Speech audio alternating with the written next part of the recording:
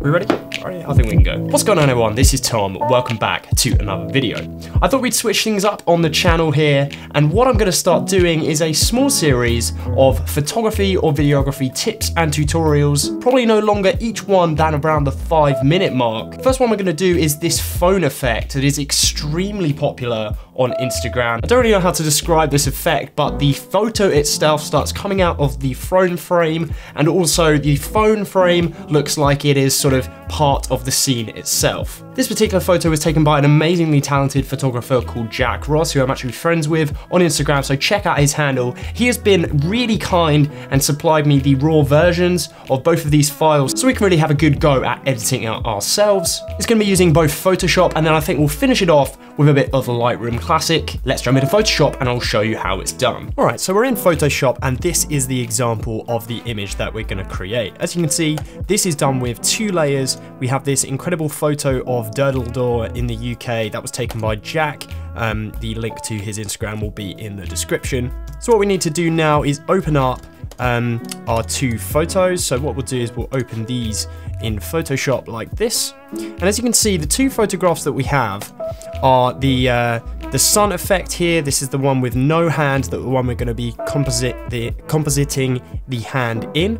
And we have this example. It is quite important that the hand image, or the one where your phone or whatever it is in the foreground, is sort of taken on a similar day, similar time, similar situation, because if something is drastically different, you're just never really going to get it to sit naturally. Okay, so what we're going to do is we're going to start by just dragging over the first image over the top of the base image. So you've got this layer here on top.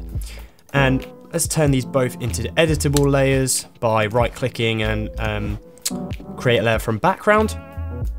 So now what we're going to do is we're going to zoom into this composition, and we want to cut out the hand. That obviously is quite important to this process. So you're going to use the quick selection tool. There are many ways of doing this within Photoshop. You may have a way that you prefer.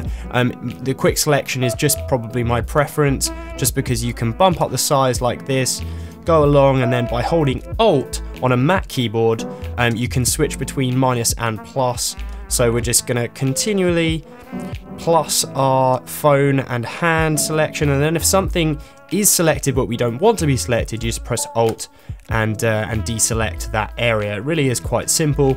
Then once we've got sort of a decent selection, we can just carry on there, filling in a few bits that maybe aren't included. There we go, that's looking pretty good.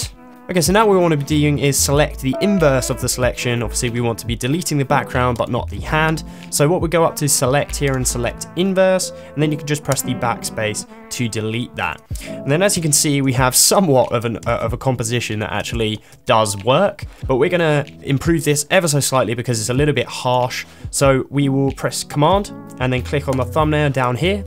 That will select everything that is contained within that layer. Let's go down to Modify and Feather, and we'll just feather that by maybe 4. Select the inverse again. You can do that again by going select or using the hotkey.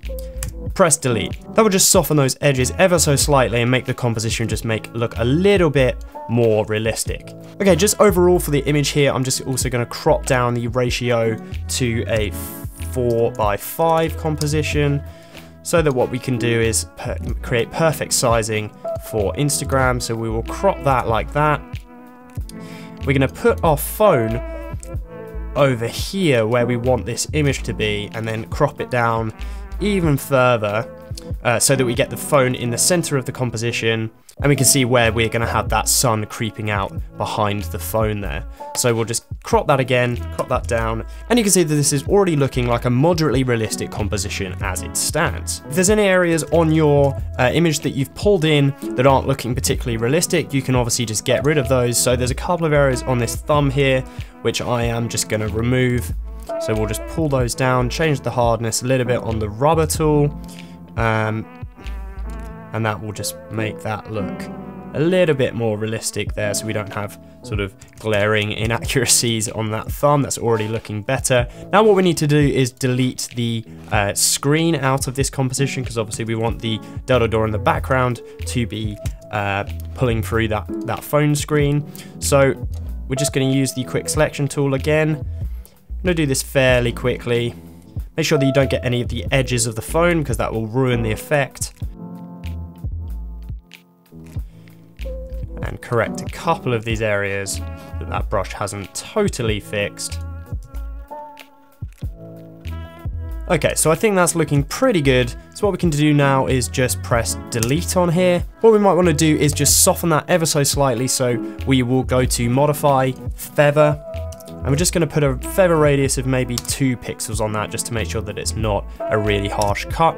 Let's delete that, deselect that, and as you can see, we are getting that effect starting to come through. So we can just let's pull that hand down, make it look like that is a little bit more in the center. I'm actually again gonna crop this image in slightly so we can just fix this up. So we'll use that the marquee selection tool again. Pull that over and crop it. There we go, that's looking much better. That would be a perfect Instagram size here.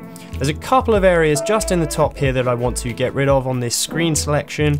So we're gonna go again with the eraser tool and just touch that up ever so slightly.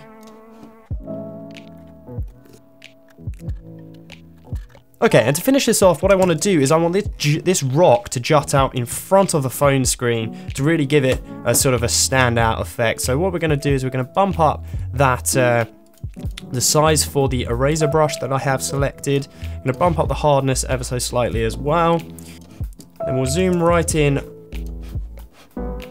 Okay, so now we can just delete that area and it will look like the phone is sort of coming out underneath the rock, which I really want that to the effect to be. So we'll just carry on removing this area of rock. I'm actually going to get rid of this finger entirely, and the phone can just jut out here underneath the rock like it's sort of emerging from the sea. And there we have it. That is the basis for that effect. So I think what we'll do now is we will render that out, pull it into Lightroom, and just give it a last finishing touch. Okay, so we got the image here in Lightroom, and as you can see, it's already looking pretty effective, but I'm just gonna immediately put on there a bit of a vignette to just sort of bring the eye into the center of the image. Not much, just a little sort of hint at it. You can see that if you press the backslash before and after. At the moment, this image is looking just a little contrast heavy for me, so I am going to just strip that back ever so slightly and bump up the exposure here. I'm going to give it a little play with just the shadows. Then just a final bit of selective color work. I'd like that orange to sort of bring out, just have a touch of red in there, and then I'm going to desaturate it ever so slightly.